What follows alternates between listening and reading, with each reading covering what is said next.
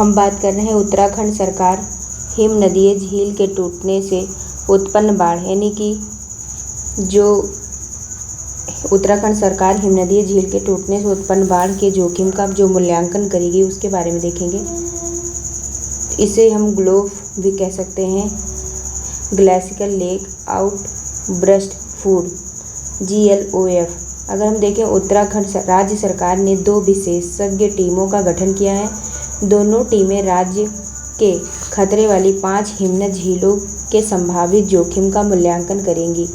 जो ग्लोफ है, ये एक प्रकार की बाढ़ है। हिम नदीय झील के जल को रोक कर रखने वाले प्राकृतिक तटबंधों जैसे कि हिमोड़ के टूट जाने से अचानक और बहुत अधिक मात्रा में ढलान की दिशा में जल का प्रवाह होने लगता है। इसके कारण निचले इलाकों में प्रचंड बाढ़ की स्थिति उत्पन्न हो जाती है। उदाहरण के लिए अगर बात करें, अक्टूबर 2023 में सिक्किम में दक्षिण लोहनक झील के टूटने से ग्लोव की घटना घटित हुई थी। भारत की राष्ट्रीय आपदा प्रबंधन योजना NDMP 2019 के अंतर्गत GLOF को जलवायु संबंधी संभावित आपदा के रूप में वर्गीकृत किया गया है।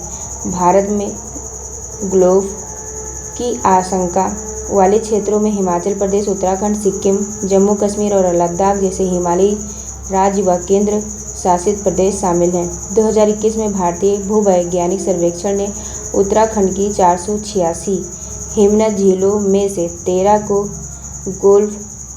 ग्लोव के खतरे वाला पाया था। इसके कारण देखें तो भूवैज्ञानिक कारण अगर देखें तो भूकंप, हिमोड़ बांधों का टूटना। अगर आकृति देखें तो हिम नदी झीलों में बृहद संचलन, हिमनद संरचनाओं के जल का प्रवाह आदि, अत्यधिक वर्षा, क्रायोसिस, ये सब चीज़ें की वजह से बाढ़ आता है। हिम नदों के पिघलने या टूटने से हिम नदीय क्रायोस्फीयर में जो भूकंप दर्ज किया जाता है उसे क्रायोसिस कहते हैं। यह विवर्तनिकी यानी टेक्टोनिक आधारित भूकंप नहीं है।